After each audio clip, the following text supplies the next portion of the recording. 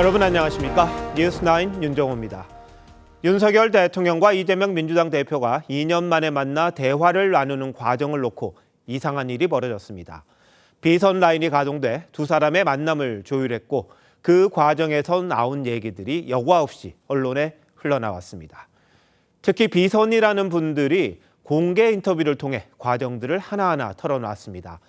지금까지 없던 정치 뒷역사가 펼쳐진 셈인데 만약 이들이 중간 역할을 실제 했다면 무슨 의도로 그 과정을 공개한 건지, 누구를 위한 건지, 이후 결과를 예상은 한 건지 궁금증이 많습니다. 대통령실은 공식 채널을 통해 회담을 준비했다며 인터뷰 내용을 일축했습니다만 파장은 커지고 있습니다. 먼저 대통령실의 입장과 표정을 조성호 기자가 전합니다. 윤석열 대통령과 이재명 대표 회담을 위해 비공식 특사 역할을 물밑에서 조율했다고 자처한 인사들은 함성득 경기대 교수와 임혁백 고려대 명예교수입니다. 검사 시절 윤 대통령과 이웃이었던 함 교수와 민주당 공천관리위원장을 맡았던 임 교수는 회담 조율 과정에서 오간 윤 대통령과 이 대표의 발언을 공개했습니다. 윤 대통령이 더 이상 경쟁자가 아닌 국정의 동반자로 대하겠다며 소모적 정쟁이 아니라 생산적 정치로 가면 이 대표의 대선에 도움이 될 것이라며 회담을 제안했다고 주장했습니다. 제가 대통령님한테 드릴 말씀 말해가지고 써가지고 왔습니다. 진위가 불투명한 발언이 공개된 뒤 윤 대통령과 참모들은 불쾌한 반응을 보인 것으로 전해졌습니다. 대통령실은 물밑 채널이 아니라 비서실장과 정무수석이란 공식 채널로 회담 준비를 해왔다며 윤 대통령이 직접 이 대표에게 전화해 회담을 확정지은 건 모두가 아는 사실이라고 반박했습니다. 대통령은 통화해서 이 대표에게 다음 주에 형편이 된다면 용산에서 만나자고 제안했습니다. 한 고위 관계자는 회담 필요성에 대해선 수많은 사람들이 조언했다며 비선 채널을 자처하는 사람이 제발로 신문사를 찾아가 인터뷰하는 건 처음 본다고 했습니다. 대통령실에선 공개된 발언 상당 부분이 사실과 다르며 기자회견을 앞둔 윤 대통령의 소통 행보에 영향을 주려는 의도란 시각도 적지 않습니다. TV조선 조성호입니다. 그렇다면 비공식 라인이라는 인물들의 주장 알아보겠습니다.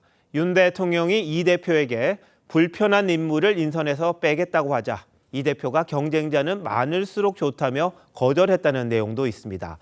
다만 이 대표 측은 원희룡 전 장관 기용에는 난색을 표했다는데 국민의힘 당원들은 윤 대통령을 향해 탈당하라고 비판했습니다. 계속해서 최원희 기자입니다. 비공식 라인 논란의 당사자인 함성득, 임혁백 두 교수는 윤석열 대통령이 차기 총리 추천을 최우선 회담 의제로 삼았다고 주장했습니다. 함 교수가 윤 대통령의 의중이라며 대화를 나누는 동안은 총리를 추천하지 않겠다. 야권에서 중도 성향의 총리를 추천해달라고 했고 이 대표는 허수아비 총리는 의미가 없다는 취지로 거절했다는 겁니다.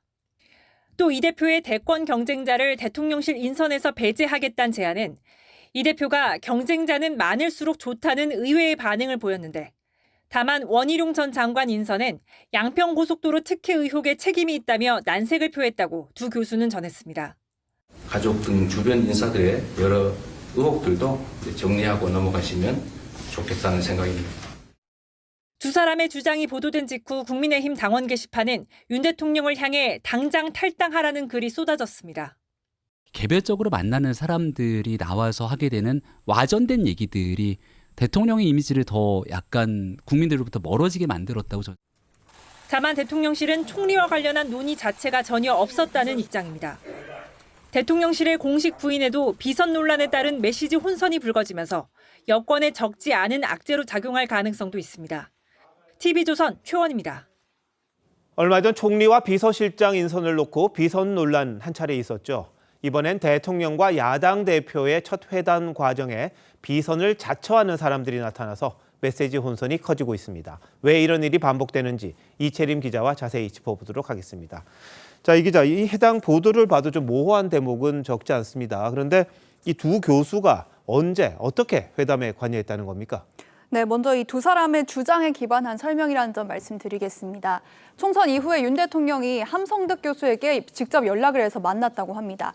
윤 대통령이 앞으로 큰 정치를 하겠다며 이재명 대표를 만날 뜻을 밝혔고 이후 함 교수가 평소 가깝게 지내던 임혁백 교수에게 전달을 해서 결국에는 면담까지 이어졌다는 겁니다.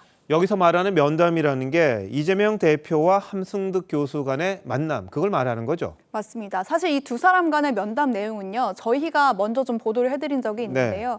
회담 직전인 지난달 27일에 전해드린 적이 있는데 사실 그때는 이 CG에 나오는 것처럼 실명 대신 정치학자로 표현을 했었습니다.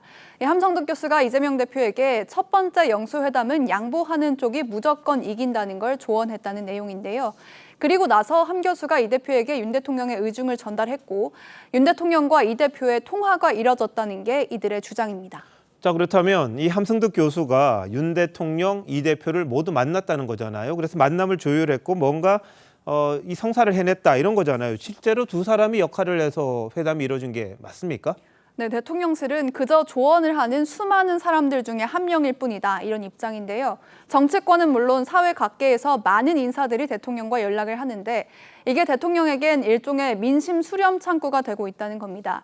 한 여권 관계자는 대통령이 직접 소통하는 인사들이 많으면 수백 명이 될 거라면서 여러 사람의 의견을 듣고 결정한 걸 내 제안을 대통령이 국정에 반영했다고 주장하는 사람이 많다고 전했는데요. 이 두 사람의 주장처럼 이들의 역할만으로 회담이 성사된 건 아니라는 겁니다. 네, 그런데 아침부터 이게 논란이 많이 됐어요. 근데 대응은 조금 늦었던 것 같기도 하고. 근데 기사가 조금씩 바뀌는 것 같습니다. 그렇습니다. 이 첫 보도에서 조금씩 바뀌고 있는데요. 특히 논란이 됐던 게 이재명 대표의 대선 경쟁자를 대통령실 인선에서 배제하겠다던 대목이 있었는데 이게 이 대표에게 불편한 인물은 비서실장 인선에서 배제한다고 수정이 됐고요. 또 언론 인터뷰에서 대통령과의 일화를 공개하면서 이 자신들의 역할을 공치사한다는 비판이 커지니까 이 두 교수가 인터뷰 책임에 대해서도 서로에게 돌리는 모습을 보이고 있습니다. 이 함성득 교수 측은 임혁백 교수가 먼저 이 대표에게 허락을 받았다면서 뒷얘기를 공개하겠다고 해서 인터뷰에 동행한 거다 이런 입장인 반면에 임 교수 측은 임 교수는 원래 인터뷰를 하지 않으려고 했다 이런 입장입니다. 뭐 공개적으로 인터뷰를 했잖아요, 두 사람이 언론에 나와서 사진도 찍고. 근데 지금 와서 좀 이상한 이야기를 하는데 그런데 핵심은 이 비선이란 말이 왜 자꾸 나오냐 이런 것 아니겠습니까? 네, 아까 말씀드린 대로 윤 대통령이 여러 제안과 의견을 받고 있습니다. 그런데 윤 대통령이 가볍게 답을 하거나 아니면 뭐 진지한 반응을 보일 때도 있다고 합니다. 다만 외부 인사와의 소통과 또 공식 라인을 통한 소통은 다른 문제인데 이런 비선이 논란이 제기되는 거는 대통령 스스로 불필요한 인사들과의 접촉을 끊지 못한 것도 한몫했다는 지적도 나옵니다. 자, 그런데 사실관계나 진위 여부를 떠나서 이 이른바 보수층, 국민의힘 지지자라고 해야 되겠죠. 근데 윤 대통령에 대한 비판 여론이 점점 커진다 이런 이야기도 있습니다. 네, 앞서 리포트에서 전해드렸는데 아무래도 모레 기자회견이 예정돼 있다 보니까 이런 질문이 나올 걸로 보입니다. 윤 대통령이 이번 회담과 관련해서 주변에서 조언을 받거나 이렇게 말한 정확한 맥락을 설명해야 지지자들의 실망을 달랠 수 있을 걸로 보이는데요. 또 비선 논란이 다시는 일지 않도록 윤 대통령 스스로 소통 과정에 좀 더 신중해야 한다는 지적도 나옵니다. 이번 논란을 또 잘 매듭지지 못하면 앞으로 추가적인 야당과의 소통은 물론 향후 국정 운영에서도 부담 요인으로 작용할 수도 있을 것 같습니다. 네, 비선이 득세해서 좋은 결과 나온 경우를 참 보기가 힘들었는데 이번 사건이 일종의 교훈이 됐으면 하는 그런 바람입니다. 자, 이 기자 잘 들었습니다.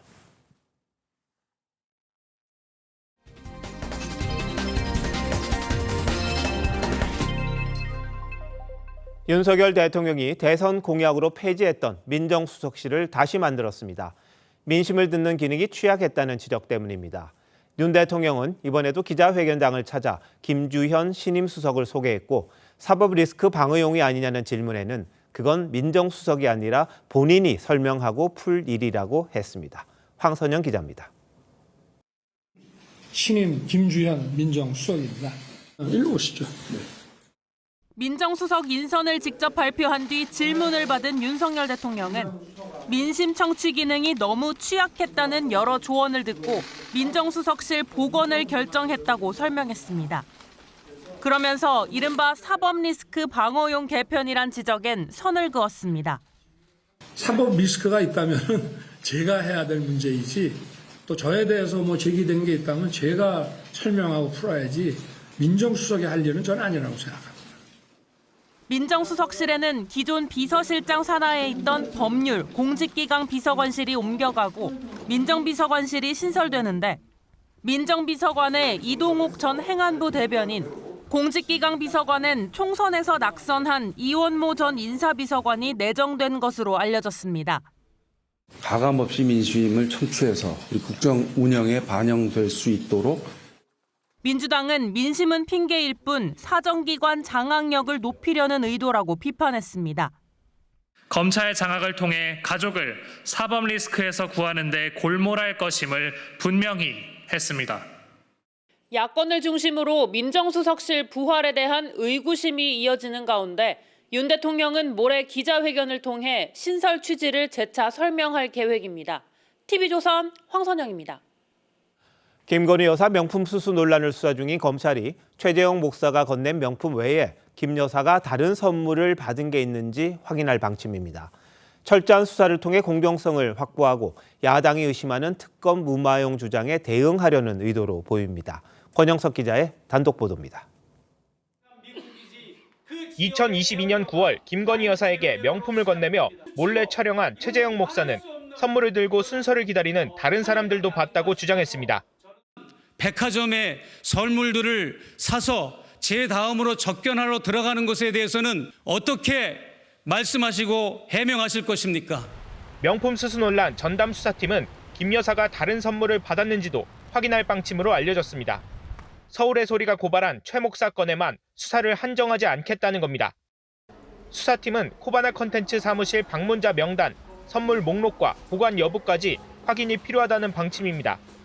이를 위해 대통령실 압수수색 필요성도 내부 논의한 것으로 알려졌습니다. 검찰이 김 여사가 받은 선물 목록까지 확인하려는 건 철저한 수사로 공정성을 확보하려는 의도로 보입니다. 전담 수사팀 구성이 특검 무마용이라는 야당의 주장에 이원석 검찰총장은 엄정 수사 방침을 재차 강조했습니다. 신속하고 엄정하게 수사하고 또 처분할 것이기 때문에 수사 결과를 지켜봐 주시기를 부탁드립니다. 수사팀은 서울의 소리 측에 최 목사가 몰래 촬영한 원본 영상도 요청했습니다. TV조선 권영석입니다. 강성으로 분류된 민주당 당선인들이 검찰 술자리 회유 주장과 관련해 이화영 전 부지사를 특별 접견하려다 실패했습니다.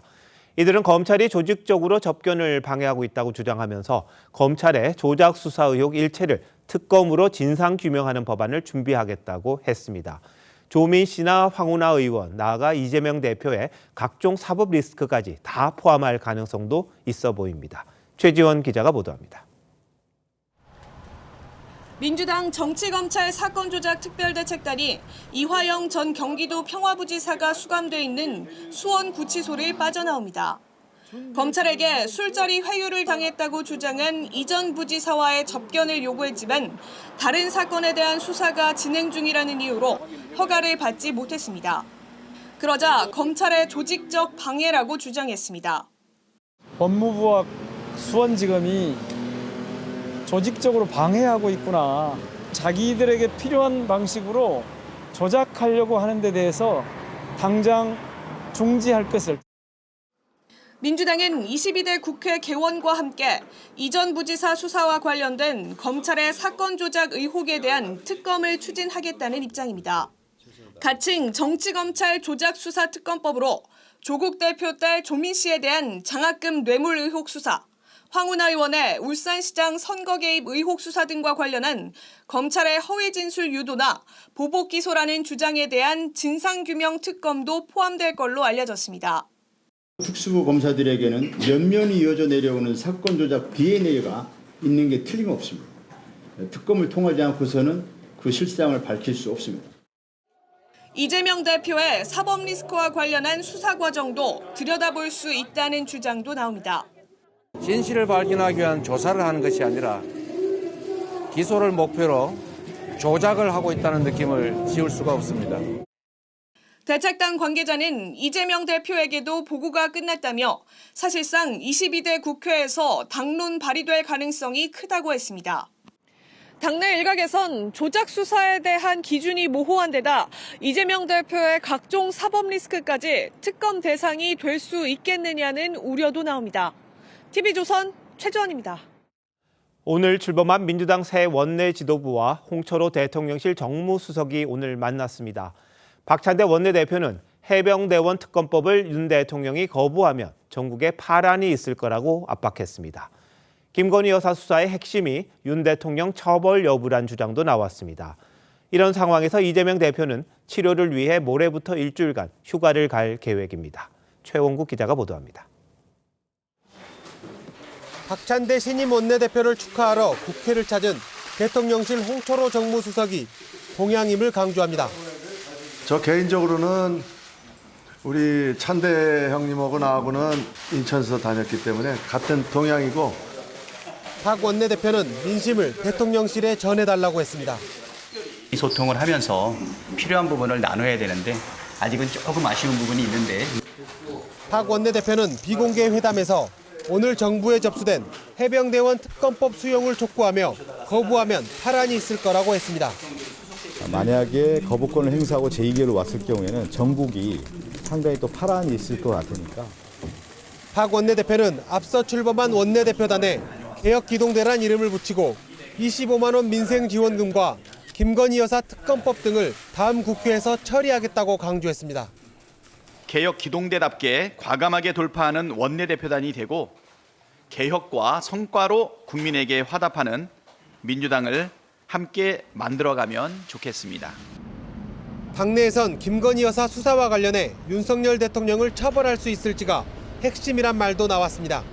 문제는 김건희 여사의 배우자인 윤석열 대통령을 처벌할 수 있냐로 귀결됩니다.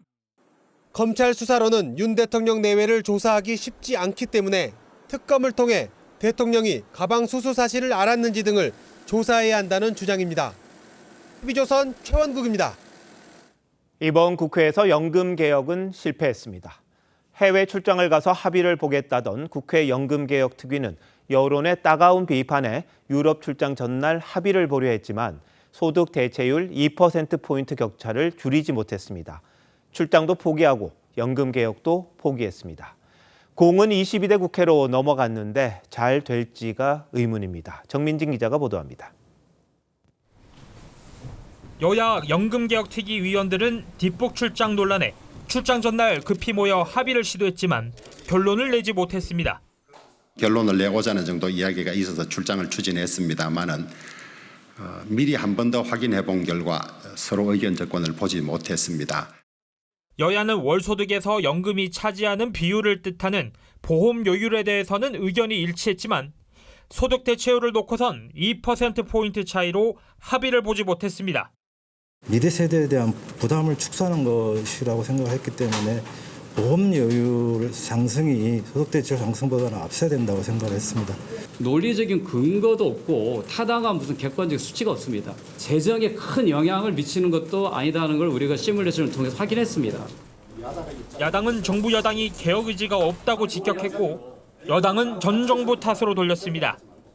처음부터 정부와 여당에게는 연금 개혁에 대한 의지가 없었다라고. 그렇게 보수개혁이 중요했으면은 문재인 정부 때 하고 왔어야 됩니다.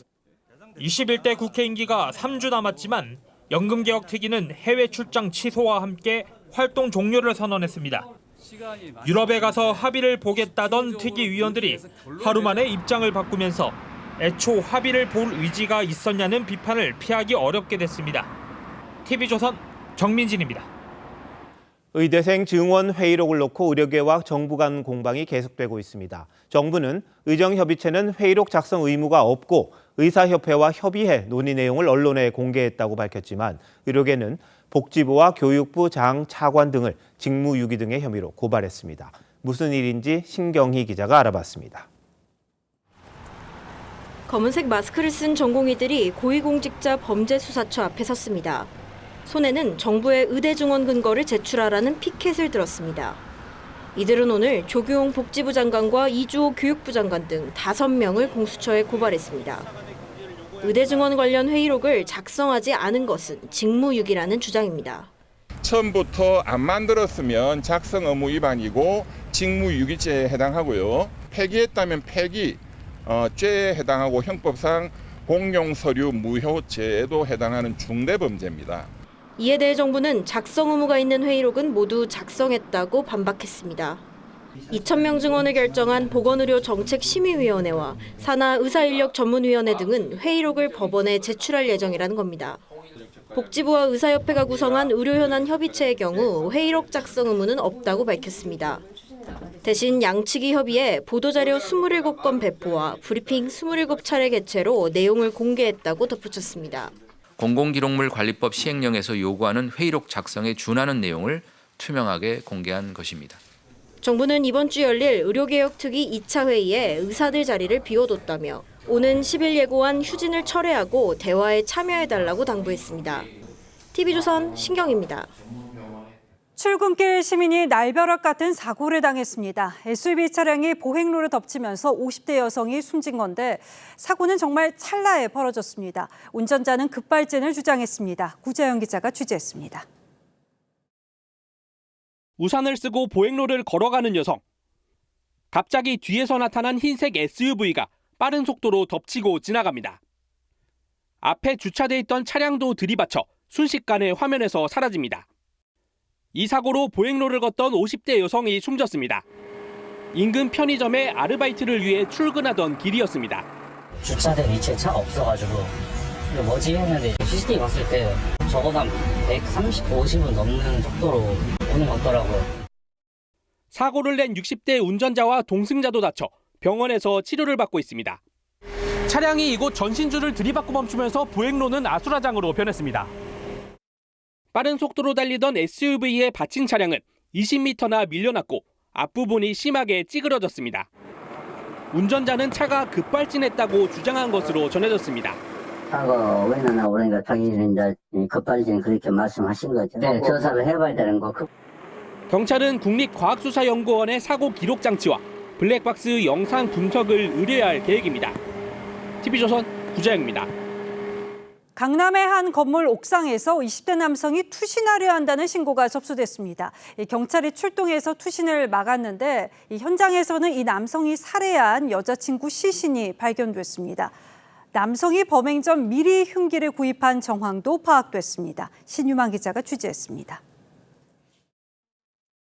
골목 안으로 경찰 순찰차가 들어옵니다. 뒤이어 소방차도 줄줄이 도착합니다. 어제 오후 5시쯤 대학생인 20대 남성이 서울 강남역 인근의 한 건물 옥상에서 투신하려 한다는 신고가 들어왔습니다. 보니까는 막 떨어지려고 했어. 아주 나무가 막 흔들렸어. 그 사람도 보이고. 경찰은 남성의 투신을 막고 건물 밖으로 데리고 나왔습니다. 그런데 단순한 투신 소동이 아니었습니다. 경찰은 소지품을 두고 왔다는 남성의 말을 듣고 옥상에 다시 올라가 현장을 확인하는 과정에서 쓰러져 있던 피해 여성을 발견했습니다. 투신 시도 직전 여자친구에게 흉기를 휘둘러 숨지게 한 겁니다. 경찰은 남성이 범행 2시간 전쯤 대형마트에서 흉기를 미리 구입한 사실을 확인했습니다. 경찰은 범행을 인정한 이 남성에 대해 구속영장을 신청했습니다. TV조선 신유만입니다. 고금리로 고통받는 서민을 노린 신종 보이스피싱 조직이 기승입니다. 유명 인터넷 뱅킹 업체를 사칭해서 저금리 대출을 미끼로 유인한 뒤에 기존 대출금을 먼저 갚으라고 압박하는 수법을 썼는데요. 저금리 대출을 광고하는 메시지나 광고 보시면 이 금융기관이 맞는지 한 번 더 확인하셔야겠습니다. 조윤정 기자의 단독 보도입니다. 검은색 가방을 맨 남성이 지하철역 앞에서 전화통화를 하는 사이 잠복해 있던 경찰관 3명이 앞뒤로 포위합니다. 지난달 30일 경찰이 보이스피싱 조직원을 검거하는 장면입니다. 일당은 제2금융권에서 16% 금리로 3,700만 원을 빌린 50대 남성에게 7% 대출로 바꿔주겠다며 기존 대출금 상환금 1,000만 원을 먼저 내라고 했습니다. 피해자들이 확인 전화를 걸면 카카오뱅크의 대출 상담원, 대출 승인 담당자, 은행권 직원을 사칭해 속여 넘겼습니다. 경찰 조사 결과 조직원은 체포 전날과 당일 오전 1,000원에서 1,100만 원, 단양에서 1,900만 원을 같은 방식으로 가로챘습니다. 인터넷 구인 광고를 통해서 알게 된 불상자의 지시를 받아서 피해금의 한 1% 정도 돈을 받고 일을 시작했습니다. 경찰은 붙잡은 현금 수거책을 상대로 범행 경위와 배후 조직을 조사하고 있습니다. TV조선 조윤정입니다. 마스터키를 훔친 뒤 은행 현금 인출기에서 돈을 털어간 괴한이 하루도 못 가 붙잡혔습니다. 단순 은행 털이범과는 범행 수법이 달라서 관계자일 가능성이 제기됐는데 전직 경비업체 직원이었습니다. 이승훈 기자입니다. 후드티로 얼굴을 가린 괴한이 농협 사무실 한쪽 문을 열쇠로 열고 들어갑니다. 현금 인출기 뒷면과 연결된 곳에 들어온 괴한은 현금 인출기를 마스터키로 능숙하게 엽니다. 가져온 가방에 현금을 옮겨 담은 남성은 증거를 없애기 위해 소화기를 들어 CCTV에 뿌립니다. 하지만 범행 20시간 만인 어젯밤 10시 40분쯤 CCTV를 추적해온 경찰에 검거됐습니다. 피의자는 여러 보안업체에서 근무한 경력이 있었는데 피해를 입은 업체에서도 근무했던 것으로 드러났습니다. 때문에 보안업체 사무실에 숨어 있다 순찰 도는 직원을 덮쳐서 은행 마스터키를 빼앗을 수 있었던 겁니다. 범인은 마스터키로 침입할 수 있는 은행도 2차례나 사전 답사했던 것으로 드러났습니다. 4월 30일 정도에 한번 했고 또 5월 3일 정도에 또 사전 답사한 걸로 저희들이 확인을 했습니다. 경찰은 빚 때문에 범행을 저질렀다고 진술한 30대 남성에 대해 특수강도 혐의로 구속영장을 신청할 계획입니다. 훔친 1,900만 원 가운데 1,700만 원은 회수했습니다. TV조선 이승훈입니다. 경남 지역에서 교량에 이름을 적은 명판이 사라지는 일이 잇따르고 있습니다. 이 명판을 만드는 구리 가격이 치솟자 몰래 떼어가고 있는 건데요. 이들은 CCTV가 없는 교량만 노렸습니다. 이성진 기자가 취재했습니다. 경남 진주의 한 지방도에 있는 온수교입니다. 맨 앞 난간 명판이 있던 자리가 움푹 패인 채 비어 있습니다. 인근의 다른 교량에서도 명판이나 재원 등을 적은 설명판이 사라졌습니다. 경찰은 누군가 훔쳐간 것으로 보고 있습니다. 실리콘 가지고 이렇게 거슬하게 붙이니까 떼기가 쉬우니까 이런 부분은 다 돈은 다 올라갔습니다. 지난해 11월부터 최근까지 경남 진주 일대 12개 교량에서 명판과 설명판 40여 개가 없어졌습니다. 절도범들은 CCTV가 없고 인적이 드문 농촌 지역의 교량만 골라 명패 등을 훔쳐갔습니다. 교량 명판에는 구리가 70%가량 포함되어 있습니다. 최근 구리 가격이 치솟으며 30kg짜리 명판 한 개를 팔면 20만 원가량을 받을 수 있습니다. 일반 고추는 250원 1위 정도 하는데 구리는 한 만 원 정도 필요해 그러는 것 같은데. 교량 한 개당 약 500만 원을 들여 명판을 설치한 지자체는 난감합니다. 손안 우려가 없는 아크릴판이라든지 석재라든지 다각도로 해가지고 그 재질을 지금 검토 중에 있습니다. 경찰도 CCTV가 없어 범인 검거에 어려움을 겪고 있습니다. 2019년에도 대구와 경북 청도에서 같은 절도 사건이 있었지만 아직까지 미제로 남아 있습니다. TV조선 이성진입니다. 김 가격이 무섭게 오르고 있다고 몇 번 전해드렸는데요. 이 김밥 용김 100장 묶음 도매 가격이 사상 처음으로 10,000원을 넘었습니다. 이미 김밥 가격을 올린 일부 프랜차이즈에 이어서 동네 김밥집도 가격 인상에 나설 거란 전망이 나옵니다. 윤수영 기자가 상인들 얘기를 들어봤습니다. 서울 중구의 한 마트. 김 코너를 찾은 한 소비자가 가격표를 확인하더니 부담스러운 듯 그대로 자리를 떠납니다. 저번에 구매했을 때보다 가격이 오른 걸 보고 이전보다는 조금 덜 사게 되는 경향이 있는 것 같아요. 지난달 김밥 용김의 월 평균 도매 가격은 100장 묶음 한 속당 처음으로 10,000원을 넘어섰습니다. 한 달 전보다는 약 2%, 1년 전보다는 무려 80%가 올랐습니다.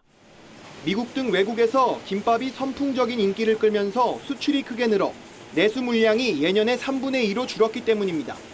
김 가격이 오르자 김밥 가격도 덩달아 오르고 있습니다. 한국소비자원에 따르면 서울 지역 김밥 한 줄의 평균 가격은 올 3월 기준 3,323원으로 1년 전에 비해 6.4% 올랐습니다. 일부 프랜차이즈 김밥집들도 최근 가격 인상에 나섰는데 김밥 한 줄에 100원에서 최대 1,000원까지 올렸습니다. 아직 가격을 올리지 않은 동네 김밥집들도 눈치를 보며 인상 시점을 고민 중입니다. 8,000원이었거든요. 오르기 전에. 지금 이제 13,000원이니까 올려야 되는데 좀 많이 올리면 부담이 될 것 같아요. 소비자 입장에서. 정부가 김 재배 면적을 늘리고 수입을 확대하는 등 대책을 내놓고 있지만 재고 물량이 부족한 상태라 김값 고공행진은 하반기에도 이어질 전망입니다. TV조선 윤수영입니다. 국산 초음속 전투기 KF-21 개발에 참여한 인도네시아가 약속했던 분담금보다 3분의 1을 덜 내는 대신에 기술도 그만큼 덜 받기로 했다는 소식 단독 보도해드렸는데요. 이로 인해 인도네시아 현지에서 생산될 예정이었던 KF-21 48대에도 차질이 불가피할 것으로 전망됐습니다. 우려는 여기서 끝나지 않습니다. 이게 또 어떤 악재로 이어질 수 있는지 윤동빈 기자가 설명드리겠습니다. 정부는 인도네시아가 KF-21 전투기 개발 분담금 1조 6천억 중에서 3분의 1만 납부하는 대신 기술 이전도 그만큼 덜 받는 방안에 대해 합의하고 세부 내용을 협상 중입니다. 당초 인도네시아는 KF-21 48대를 도입할 때 일부 부품을 인도네시아 국내에서 생산해 완성하기로 했는데 기술 이전이 줄게 되면서 현지 생산도 차질을 빚을 가능성이 있습니다. 방위사업청은 협의 중이라며 말을 아꼈습니다. 인디아의 경제적 협력이라든지 이런 다양한 부분에 대해서도 저희들이 전체적으로 고려를 하고 있는 상황입니다. KF-21은 우리 공군이 120대, 인도네시아군이 48대를 도입할 계획이었습니다. 그런데 인도네시아가 기술 이전이 부족하다며 전투기 수십 대 도입을 미루거나 취소하면 전투기 대당 단가가 800억 원에서 1,000억 원까지 올라갑니다. 방산업계에선 인도네시아가 단가가 높아지는 상황을 볼모삼아 추가 기술 이전 등을 요구할 수 있다는 우려의 목소리가 나옵니다. TV조선 윤동빈입니다. 국민의힘 차기 대표를 뽑는 전당대회가 한 달 넘게 늦춰집니다. 당초 예상은 6월 말 7월 초였습니다. 한동훈 전 비상대책위원장이 출마할 시간을 벌었다는 해석도 나오는데 먼저 한송원 기자의 리포트 보시고 황 위원장을 바로 스튜디오에 모셔 좀 더 물어보겠습니다. 국민의힘 황우여 비대위원장이 6월 말 7월 초로 예상됐던 전당대회 개최는 어렵다고 했습니다. 당원 당규상 필요한 최소 준비 기간이 40일이고 당대표를 뽑는 룰 개정도 논의해야 해 예상보다 한 달 정도 늦은 7월 말로 넘어갈 수 있다는 겁니다. 언제라고 못 받기보다는 하여간 그래도 한 달 이상은 늦어지지 않을까 이런 예상을 하는 거죠. 전대 연기가 유력해지면서 한동훈 전 비대위원장 등판론도 주목받는 분위기입니다. 한 전 위원장과 가까운 인사들은 한 전 위원장이 계속된 주변의 설득에 출마를 긍정적으로 검토하는 것 같다고 전했습니다.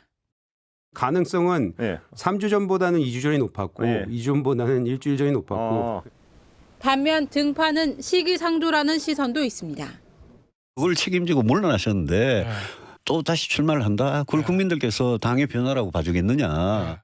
오늘 두 번째 회의가 열린 총선 백서 TF에선 패배 책임자 명단을 만들자는 제안도 나왔습니다. TF 결과는 늦어도 다음 달 말 공개될 예정인데 향후 한 전 위원장의 행보에도 영향을 줄 수 있다는 관측이 나옵니다. TV조선 한송원입니다. 총선 패배 후 총체적 위기에 빠진 국민의힘에서 황우여 비대위 체제가 공식 출범했습니다. 차기 전당대회까지 당을 추스리고 새로운 당대표를 선출해야 하는 과제가 주어졌는데 황 위원장님 직접 스튜디오에 모시고 쇄신 구상 들어보도록 하겠습니다. 어서 오십시오. 아유, 반갑습니다. 위원장님, 그 총선 참패 후 19일 만에 위원장이 되셨어요. 근데 여러분들이 다 이제 고사하는 어려운 자리셨는데 어떻게 맡으시게 됐습니까? 아마 당에서 저를 부른 것이 우리 왜 고사에 노마식도라고 그러는 말이 있잖아요. 그처럼 이럴 때는 이제 오랜 어떤 당의 경험과 또 지혜가 필요하다 이렇게 해서 저를 불렀다고 생각하니까 제가 이때 당을 마지막으로라도 추스리는데 같이 힘을 합했으면 생각해서 선뜻 저는 그냥 좋다고 그랬습니다. 알겠습니다. 자, 근데 이번 총선 패배 원인부터 좀 진단을 하셔야 당의 위기를 좀 수습하실 텐데 뭐라고 생각하십니까? 크게 봐서는 저희가 좀 너무 자신만만했다 그럴까 만심했다 그럴까 저희들이 출발선에서는 좀 대승까지는 아니래도 안전한 있다고 봐서 김진표 의장이 그 광역 중대선거구 같은 제도를 제안했을 때도 우리는 별로 그렇게 신경을 안 썼는데 이제 그 제도에 따르면 한 6대4 이상의 차이가 안 난다는 거거든요. 근데 지금 이렇게까지 기울면은 사실 국정 운영이 어려울 정도로 돼서 이제 그렇게 했는데 그 후에도 또 여러 가지 프레임이나 이러한 부분을 우리가 적절히 했는가. 그리고 이제 크게 봐서는 우리 정권이 국민의 목소리에 귀를 기울였는가. 네. 특히 이제 거대 담론에는 우리가 충분히 변명할 수가 있지만 예컨대 서민 경제라든지 그러니까 물가나 이자 같은 문제가 심각한데 네. 거기에 대한 특별한 대답도 못하고 의료 대란은 또 너무 이렇게 장기화되니까 우리가 능력에 대해서 등등으로 저희들이 참 지금 돌이켜 보면은 좀 제대로 잘 대비를 못했다는 생각이 있습니다. 네. 근데 최근에 한 인터뷰에서 이런 말씀하셨더라고요. 사이비 보수 이야기를 하셨던 것 같고 보수 정체성을 제대로 못 지켰다. 그래서 진보 인사 영입이 하나의 또 페인이 아니었나 이런 뉘앙스로 이야기를 하셨는데 그건 어떤 의미일까요? 저희가 저한테 와서 많은 동료나 주변 분들이 말씀이 야 우리 당 이거 보수당 맞느냐, 보수 정권 맞느냐 이런 얘기를 많이 해요. 이제 그것은 우리가 외연 확장을 위해서 중도 하면서 우리 자체에 대해서는 좀 눈길을 제대로 쏟지 못하지 않았는가. 그리고 우리 보수 가치에 대한 자긍심이라고 그럴까. 그것이 딱 굳건히 돼야 되는데 그 부분에 대한 의지가 많이 약해졌기 때문에 그런 얘기 나오지 않나. 그래서 제가 제1의 과제, 우리 쇄신의 제1의 과제가 보수의 가치와 보수의 정체성을 아주 재정립해서 확고히 하는 것에서 출발해야 된다라고 그런 말씀을 같이 나눴죠. 자, 그렇다면 말이죠. 이번 총선을 둘러싸고 누구 책임이냐 이런 게 지금 당에서도 이 조사를 하고 있는 그런 상황인데 두 명을 딱 이야기를 한다면 윤 대통령과 한동훈 위원장 어느 쪽에 더 책임이 있습니까? 그거는 어느 쪽이다 또 누구 책임이다라는 것보다 우리가 전체를 모아서 또 저부터도 후회되는 게 많이 있거든요. 그러니까 이걸 좀 시스템으로 체계적으로 분석을 하고 미래를 대비하는 게 좋지. 이걸 어떻게 뭐 정량적으로 하는 거는 바람직하지도 않고 본인들에게는 말할 수 없는 참 변명이라기보다도 억울함이 생기겠죠. 네. 말씀 안 하시네요. 우리 모두의 책임이다 이렇게 받아들이고 예, 새 출발하는 게 좋겠다. 네. 이번 비대위원장이 사실은 당 대표를 뽑는 그 역할을 하셔야 되잖아요. 자, 이 시기가 한 달 정도 미뤄질 거다 이런 예상이 나옵니다. 뭐 6말 7초 이야기를 하다가 한 7말 8초쯤 되지 않겠나 그런데 이유가 있습니까? 아니요. 그렇게까지 늦어지진 않고요. 우선 물리적으로요. 우리가 한 40일 정도가 당헌 당규상의 규칙상 필요한 시간이 있어요. 절대적으로요. 근데 6월 말로 하면은 5월 20일에는 출발을 해야 돼요. 근데 과연 지금 원내대표 모시고 좀 논의를 하고 또 당에 여러 가지 의견을 하고 또 후보들도요. 어느 정도 내정이 돼서 과연 5월 20일 날 후보 등록이나 여러 가지 절차가 가능할까 생각할 때에는 그런 걸 못을 받고 강행한다는 인식을 국민에게 드리는 것보다는 물 흐르듯이 또 오래 하지 않는 것이 저도 옳다고 봐요. 이렇게 과도기를 장기관하는 거 안 좋으니까요. 네. 민주당이 8월에 전당대회를 하니까 되게 비슷한 시기, 그러니까 적어도 비슷하거나 그거보다 빨라도 많이 빠르지 않게 해서 두 지도부가 동시에 출발하는 것도 한 재미있겠다. 여러 가지 생각을 하는 중인데 저희들로서는 비대위로서는 또박또박 지체함이 없이 진행할 것입니다. 네. 전당대회가 좀 늦춰진다 그러면서 이제 나온 게 한동훈 전 위원장이 이제 출마할 여지가 더 생겼다 이런 해석이 좀 나옵니다. 우리 황 위원장님 생각은 어떠세요? 한 전 위원장이 나오는 게 좋습니까? 안 나오는 게 나은가요? 본인의 거취에 대해서는 우리가 뭐 누구보다도 한동훈 위원장을 아끼는 사람이죠. 그래서 여러 가지로 생각을 해야 되는데 이번에 당 대표가요. 저는 오랜 정당 생활하면서 선거를 준비하는 사람이다 이렇게 보거든요. 내년에 벌써 보궐선거 있죠. 그다음에 지방선거 있죠. 곧이어 대선이 있는데 이거를 줄기차게 일관되게 준비해서 당은 선거를 이겨야죠. 그렇죠. 네. 그리고 만약에 혹시라도 실패하면은 그 대표는 자리를 내놓는 것인데 여러 가지로 신중히 고려하시겠죠. 네. 당초 비대위가 이제 관리형이 될 거다 이런 예상이 있었습니다만 황 위원장님이 혁신형을 또 이야기를 하셨어요. 쇄신을 이야기하셨는데 전당대회 룰이라든지 이런 거 다 바꿔서 좀 바꾸실 생각이 있으신가요? 어떻습니까? 제 개인적인 생각은 이제 따로 있습니다만은 우리 위원장으로서는 이게 독임제가 아니기 때문에 제가 충분히 의견을 수렴하고 그 조정 절차를 거쳐서 하나로 만든 후에는 제가 그걸 따르겠습니다. 예. 자, 근데 오늘 아침 신문 보고 좀 놀라신 분들 많으실 텐데요. 윤석열 대통령과 이재명 대표 만남 사이에 뭐 비선 라인이 있었다. 그리고 이분들이 또 공식 인터뷰를 통해서 이런 걸 다 공개를 했어요. 이건 어떻게 보십니까? 제가 전에 경험에 의하면은 비선은 그 비밀 비자거든요. 그렇죠. 비선이 이게 노출이 되면은요 정치 못합니다. 그래서 우선 그런 거는 좀 서로들 예의라고 그러니까 정치 예의, 도의를 지켰으면 하고 그 다음에 이제 여러 가지 그 나오신 말씀은 상당히 파격적인 부분이 있는데 그게 만약에 이루어진다면은 두 분이 이렇게 합의를 했더라도 더 정치적인 여과 과정을 쭉 거쳐야지 아니면 많이 국민들이 혼란해하지 않을까 그런 생각을 합니다. 알겠습니다. 위원장님 오늘 나와주셔서 고맙습니다. 네, 너무 감사합니다.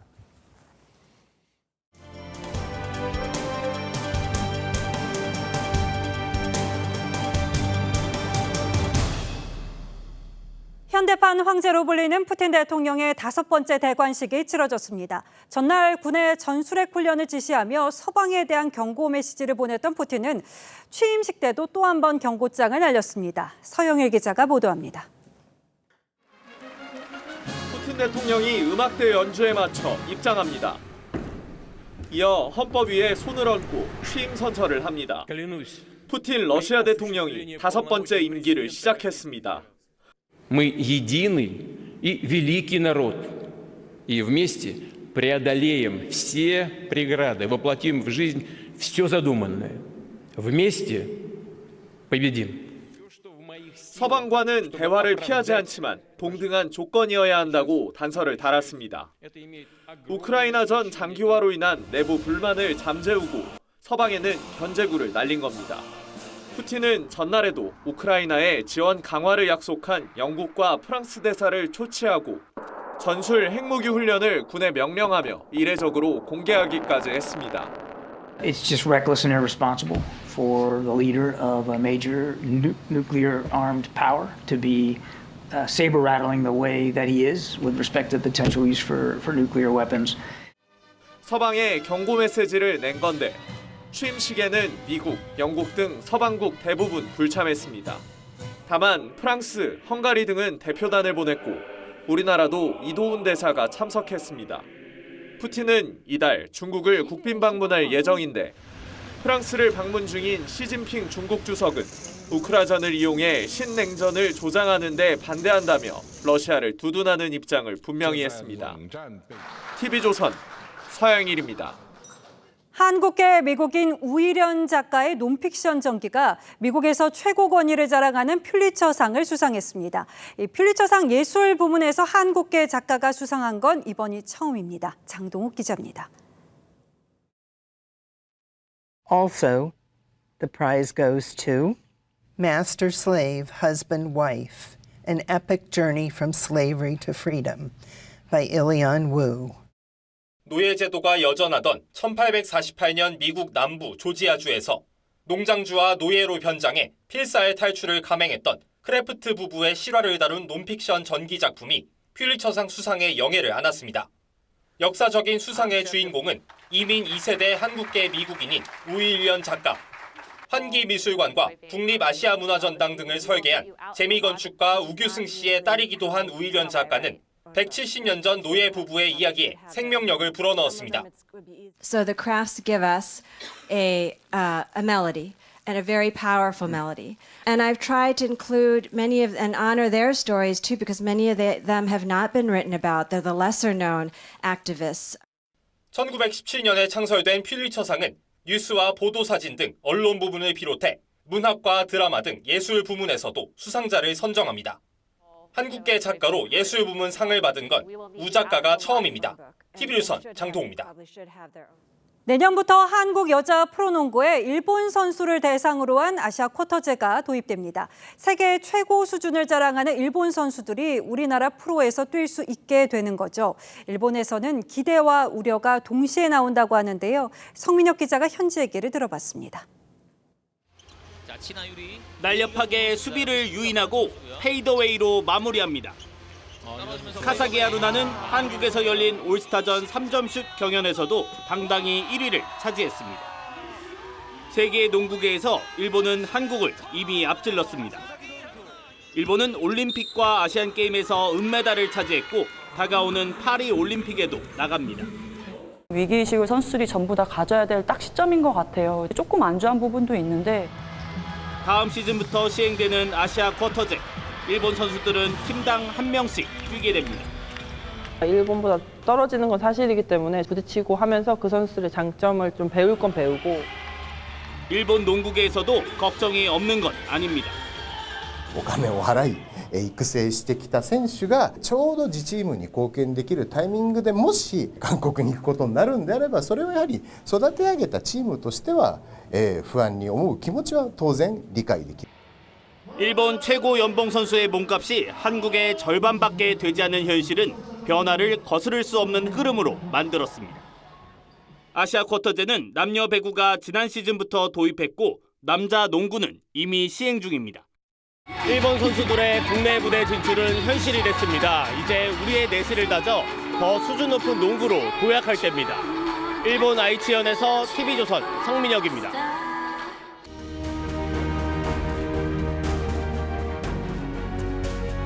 어미새가 나무 안에서 밖을 내다봅니다.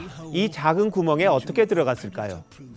보르네오 섬에서 평생을 함께하는 알락 검은 콧불새 한 쌍이 산란기를 맞았습니다. 암컷이 나무 구멍에 들어가더니 당분간 필요 없는 깃털을 뽑아 자리부터 깝니다. 수컷이 물어오는 진흙으로 구멍을 메웁니다. 먹이를 받고 배설하는 작은 구멍만 남기고 단단히 막아버립니다. 스스로를 가둬 새끼들을 안전하게 키울 요새로 만든 겁니다.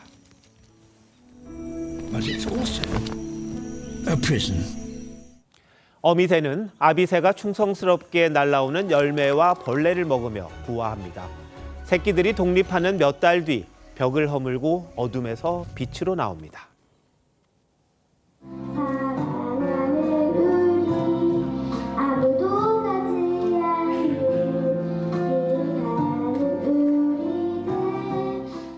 곱게 차려입은 어린이가 보조기구에 의지해 노래를 부릅니다. 뒤에서 엄마가 무릎 꿇어 딸의 등을 받쳐줍니다. 기도하듯 끝까지 함께 부릅니다. 5년이 흘러 엄마는 훌쩍 자란 딸의 허리를 부여안고 노래합니다. 가수를 꿈꾸는 딸을 지탱해 여전히 함께입니다. 그 애틋한 노래가 시인이 자식을 부르는 소리를 닮았습니다. 왜 나는 너를 부를 때마다 이토록 간절해지는 것이며 내 뒷모습에 대고 언제나 기도를 하는 걸까? 어머니는 서울로 떠난 큰아이 생각을 떠나지 못합니다. 상추쌈 씻다가 된장국 끓이다가 콩나물 무치다가 너를 생각한다. 아이야, 엄마다, 엄니다, 어머니다. 그리움 상추쌈 냄새로 일렁인다. 시인은 아버지를 생각합니다. 연탄장수 울라비, 국화빵 한 무더기 가슴에 품고 행여 식을까봐 까치고개 숨차게 넘었나니. 이제는 아들이 30년 전 아버지가 됩니다. 햄버거 하나 달랑 들고도 마음부터 급하구나. 그 녀석 잠이나 안 들었는지. 그 햄버거가 아비 콧불새가 숨가쁘게 물어나르던 먹이 같습니다. 시인이 마지막 남긴 시입니다. 세상을 처음 열어주신 엄마. 세상을 업어주고 입혀주신 어머니, 세상을 깨닫게 하고 가르침 주신 어머님, 성모 아닌 어머님이 세상 어디에 있더냐. 내일은 어버이날입니다. 5월 7일 앵커 칼럼 오늘 엄마, 어머니, 어머님이었습니다.